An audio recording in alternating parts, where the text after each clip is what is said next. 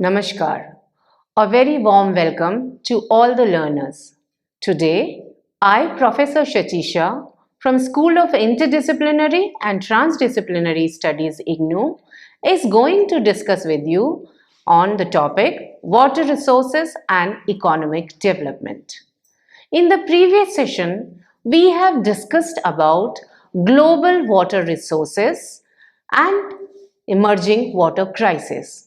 In this session, we will discuss about various water resources and how they play an important role in economic development. To start with, if we see the history of water in socio-economic development, we have observed that emergence of civilization and early development of civilized society was heavily influenced by water availability. The earlier civilization like Indus Valley civilization, Mesopotamia, Barcelona, etc. All these civilization was dependent on the water availability either for hunting, for daily purpose, for fishing or other purpose. Later, the agriculture development also take place beside these river banks or the water availability centers. Water sources for human and animals are a critical part of pastoral society and early sustained agriculture.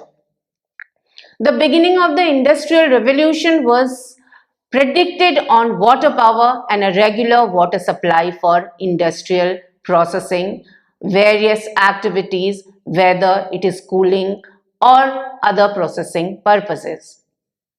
Waterborne transportation has also served as a major factor in socio-economic development. In the earlier society, where the navigation through water was the main transportation means, it has served a very important and crucial factor in socio-economic development. The multi-purpose water resource development, various hydropowers, these have played a major role in industrialization and increasing agriculture output.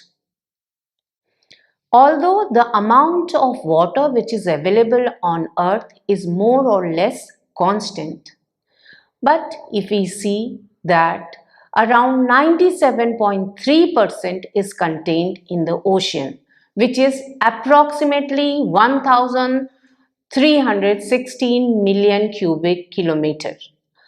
This ocean water, because of its saline in nature, though it is very useful for other activities, for example, navigation, fishing, or other purpose, but it is usually not available for fresh water use for drinking and other domestic purposes.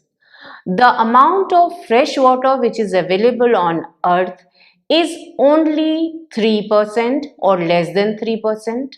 That water is also locked in polar ice caps. It is available in the form of groundwater, and a very small amount of water is available for our daily use. And it is estimated around 0.126 million cubic kilometer. So, the demand for water, it originates from four main uses. These four main uses are agriculture, energy production, industrial uses, and human consumption. Production of crops and livestock is a water intensive, and agriculture is the largest water user, which account for almost 70% of the global water withdrawal, and remaining 30% is used by municipal, energy and industrial sectors. If we assess the water supply and demand, we will find that the global blooming demand for livestock production is increasing and the demand for water is also increasing. The global demand for food is expected to increase by 70% by 2050. We know that the population is increasing. To feed the 7 billion people, we need enough amount of food. We need to increase the food production, and agriculture is an area which consumes maximum amount of water. So, the global demand for food is expected to increase, and simultaneously the demand for water will also increase. Over the past few centuries, we have seen that area which is equipped for irrigation has more than doubled. If we see the total livelihood production, it has more than tripled. And inland aquaculture, it has also grown more than 20-fold. So, if we see the global water demand which is projected, it is also projected to increase by 55% between 2000 and 2050, which is approximately 3,500 to 5,425 cubic meter. The water use has many economic attributes. These economic benefits we can divide into four major heads: commodity benefits, waste assimilation benefits, aesthetic and recreation benefits, and fish and wildlife habitats. Commodity benefits like drinking, cooking, and sanitation, farm, business, and industries, they provide economic development in the form of various products. When we talk about water assimilation benefit, water is very important for waste disposal. Water bodies have a significant but limited assimilative capacity, meaning that they can process, dilute, and carry away waste. Water has many aesthetic and recreational benefits. For example, it can attract tourist trade by fishing or by navigation, boating, or other tourist activities. Fish and wildlife habitat, they provide both commodity as well as recreation use. Water play a very important role in socio-economic development. When we talk about socio-economic development, it refers to the general advancement of a given society in a higher level of welfare or well-being. In this socio-economic, the economic part, it refers to the goods and services related to material welfare, and social part of the term includes the full range of socio-cultural characteristics fundamental to welfare. Most efficient utilization of water resources for beneficial use, for example, irrigation, hydropower, flood control, water supply navigation, and other purposes, it gives a very important role in socio-economic development. Neglecting water can have potentially catastrophic impact, whether it is in economics and livelihood. It could receive gain in poverty reduction, and it can create or it can hamper the development of a particular community, society, or nation. So, the water plays a very important role in socio-economic development. The most fundamental role of water in socio-economic development can be categorized for its use as domestic purposes, whether it is drinking, personal hygiene, and other domestic purposes, and it is a primary component of economic and social welfare for developing world. Improvement in water supply is the most important individual factor in controlling diseases and improving living conditions. Existence of an adequate water supply is a factor of community stability that can affect the success of many of the other components of development. The success of all economic activities, if you see, it depends on variety of factors. But water supply inadequacy can be a significant constraint. If we talk about the economic development and water resource, we can see that there is no direct relationship if we talk about in terms of GNP or Human Development Index. For example, if we see Canada, Canada is a country which has higher GNP and also it has a very good water resources. But at the same time, the countries like Saudi Arabia and Kuwait, they have very high per capita GNP, but they lack in water resources. Same way, African countries, few of them, they are having very poor in water resources and same time they are having low GNP, and few countries like Australia, Bahrain, they have higher GNP but very low water resources. Same way we can say about human index, development index also. So though these statistics shows that there is no positive correlation or no correlation, but we know that this relationship is a complex one. The development or economic development of any country depends upon the water resources. Not only water resources, but management of water resources, infrastructure which is provided, and how these resources are being taken care of. The economic development of any country also depend upon the supply of clean water to its inhabitant, how it affects their health and their growth simultaneously. So if we see the linkages between water and economic development, we will find that investment in infrastructure for water resources, it helps to create national growth.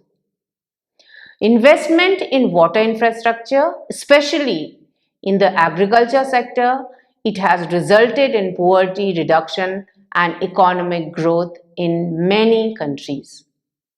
Better access to clean water, sanitation services, and water management, it creates tremendous strategy for economic growth of a country. We have seen that water disasters, for example, floods, droughts, cyclone, etc., they disrupts a country's growth. Water conflicts among all type of water user, whether it is agriculture, domestic, industrial, it leads to the obstacles in the country's economic growth. The economic development, the water is required for fulfilling basic human needs. It requires for urban and municipal supply and disposal, rural supply and disposal. It requires various industrial production, processing need, whether small industries or large industry. It requires for energy production, whether it is various hydropower plants, power plants and other coolings, for transportation, for recreation, and for environmental sustainability or ecosystem services which is provided by various water resources. Investment in the physical infrastructure, human capital, and institutions needed for water resource management has been very important in the development of most civilizations. If you see, these investments, they affect economy in various ways, particularly two ways which I am going to discuss here. First is by improving the factor that productivity of water in multiple economic sector, especially those that are water intensive such as agriculture and energy. And second, by reducing acute and chronic harmful effect of water related hazards like floods, droughts and water related diseases. Economic growth leads to high water demand in all the sectors, whether it is agriculture, industrial, energy or domestic. National economics, if you see, they are more resilient to rainfall variability, and economic growth is boosted when water storage capacity is improved. So investing in water is a good business. Improved water resource management and improved water supply and sanitation, it contributes significantly to the increased production and productivity within economic sectors. Water also provides job opportunities or jobs to millions worldwide. More than 1.3 billion jobs worldwide, which is 42% of the world's total active workforce, are heavily water dependent. It includes work in agriculture, mining, and industries, which range from paper, pharmaceutical, or various type of other industries. 1.2 billion people or jobs are moderately water dependent. Though they do not use large quantities. Various industries such as construction, recreation, transportation, they require water. In total, if you see, 78% of the global job need water. So investment in safe drinking water and sanitation, it has been proven to show it foster the economic growth and with higher rate of returns. There are certain aspects which need to be addressed for water management constraints if we wanted to achieve prosperity. The first thing is water scarcity. We know that water scarcity affects about 2/3 of the world's population. So dealing with water scarcity problem by augmenting the water supply, it can be done by various ways. It can be done by increasing surface and groundwater storage, by allocation through the creation of new infrastructure, desalination of salt water or brackish water, reuse of wastewater, and recharging of aquifers. We also need to focus on reducing water demand. This can be done by stemming the losses in transport and distribution system, implementing adequate tariff system, encourage lower water demand levels, enhancing water use technology, increasing the efficiency of water use in domestic, industrial and irrigation system, and increase of overall water productivity. So, we can say that environmental and economic constraints imposed by water scarcity can limit production and economic growth. Water-related natural hazards, as we were talking, like floods, droughts, or water-related disease, it poses risk to the system of agriculture, industrial production, and human well-being. So, losses due to water-related hazard, it reduce growth and may create a poverty trap whose presence depend on exposure to water-related risk. So, investment is needed to manage water-related risk with global environmental change. In addition to this, the demand from agriculture sector, there is increase as predicted. For industries, it is predicted that there is a 400% increase. For energy production, it is estimated that there is 140% increase, and domestic use 130% increase is expected up to 2050.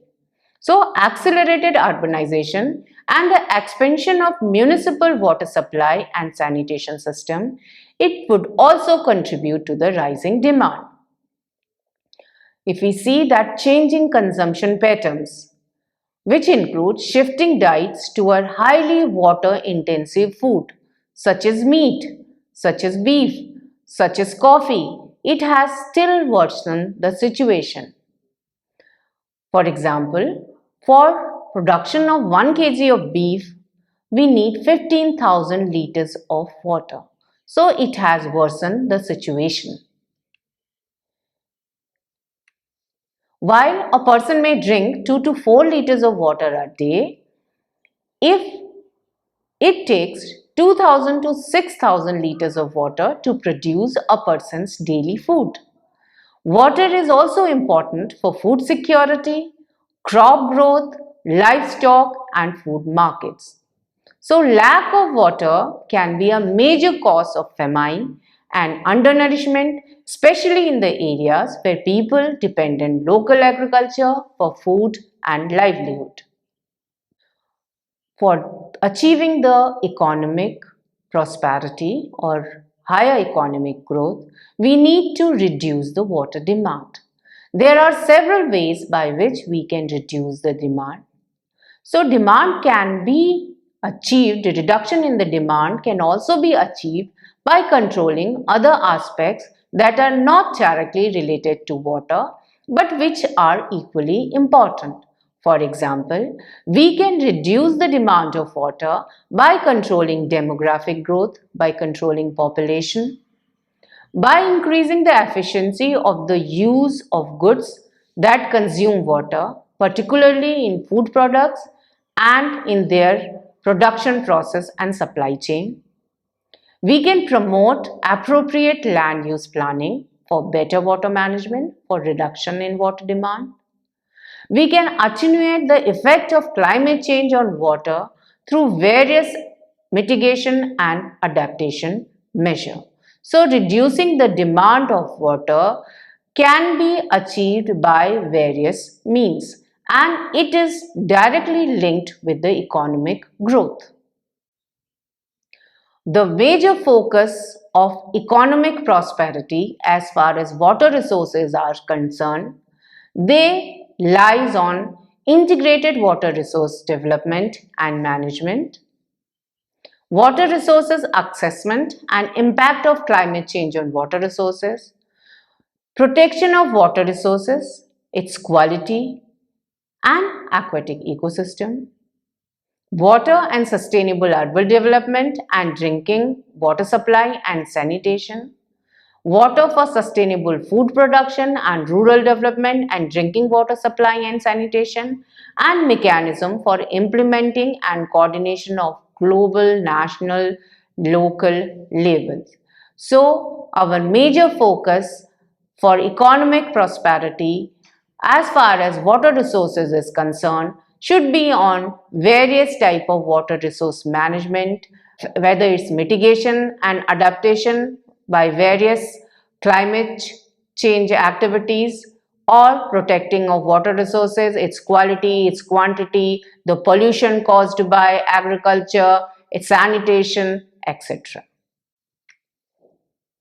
The effective management of water resources can be achieved by various ways. The effective management of water resources, it demands a holistic approach. There is interlinkages between social and economic development with the protection of natural ecosystem. If you see water development and management, it should be based on a participatory approach that involve users, planners and policymakers at all levels. Is integrated approach, it requires water managers to understand that not only the water cycle, which include rainfall, distribution, ecosystem interaction, and natural environment, it also include land use changes and also the diverse intersectoral development needs for water resources. Water has an economic value in all its competing uses and recognized as an economic good. There are few suggestions to develop global water resources, enhance water use efficiency, and mitigate adverse impact of climate change on water availability and increase agriculture productivity in the globe. The first thing is augmentation of surface water through excavation of rivers, water bodies, development of water reservoir, improved drainage, saline intrusion control, flood management, and recharge of groundwater. Second is use of water saving technology for improving efficiency of water and install facilities to reduce distribution losses in the crop field. The various activities it can include reduce water losses in existing scheme through improved water management, capacity building of water management organization, development of water saving techniques or rehabilitation of existing scheme. There can be reduced impact of saline water intrusion in the mainland and it can enhance the river water flow. The activities should be focused on management of embankment and tidal rivers, the expansion of surface water irrigation with construction of reservoir for monsoon water and improved brackish water resource management practices. There should be development of less water consuming and drought tolerant crop varieties. There need to be a conservation of water resources for future use. The wastewater treatment for reuse is a very good way or very focused activity where water can be used for various developmental activities. There is a need for development and utilizing of cost-effective environmental friendly desalination technology. There is a need for development of climate smart and water precision agriculture, and research is required on technology generation and dissemination of information regarding conservation of water and sustainable use of water. So, to summarize this session, water is very important resources. This is required not only for our daily need, for also for various economic activities, whether it is related to agriculture, industries, energy, transportation, navigation, or other domestic purposes. Though there is no direct link between GNP, per capita GNP, and economic development, but we know that the countries which are managing their water resources well, which are investing more on the water infrastructure for their clean water, for their sanitation, providing a good infrastructure for wastewater management, investing in various type of technology for water management, are more prosperous, they are showing more growth, and they are showing a trend that only by efficient utilization of water, by efficient management of water, the economic prosperity and social economic development can be gained.